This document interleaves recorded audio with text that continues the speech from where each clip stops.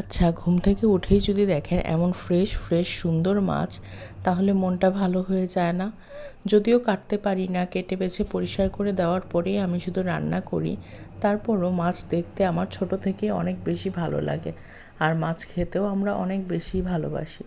তো পাঁচমিশালি মাছ ছিল কিছু, আর ছিল ছোট চিংড়ি, বড় চিংড়ি, তার সাথে ছিল অনেক ধরনের ছোট মাছ একসাথে। তো মাছগুলো আমি একটু কেটে বেছে পরিষ্কার করে, যে চিংড়া মাছগুলো ছিল ওগুলো ভালোভাবে পরিষ্কার করে নিয়েছি। তারপর একটু ফ্রোজেন টমেটো দিয়ে চিন্তা করলাম আজকে রান্না করে ফেলি।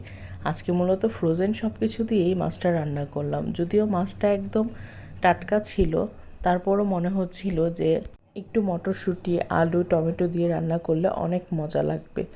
তো বেশি দেরি না করে ফ্রিজ থেকে টমেটো নামিয়ে ফেললাম, তার সঙ্গে ছোট ছোট করে আলু কেটে দিলাম, আর তার সঙ্গে দিয়ে দিলাম অল্প একটু মটরশুঁটি।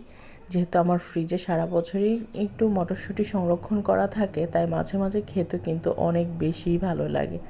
তো মশলাগুলো ভালোভাবে কষিয়ে তারপর সবজিগুলো একটু একটু দিয়ে কষিয়ে নিচ্ছিলাম। তো যখন তেলটা ছেড়ে যাবে তখন মাছটাও দিয়ে দিব তার সঙ্গে। মাছগুলো যেহেতু অনেক নরম, তাই বেশি আর নাড়াচাড়া করা যাবে না। তারপর মাছটা দিয়ে আমি পানি দিয়ে দিয়েছিলাম। এই তো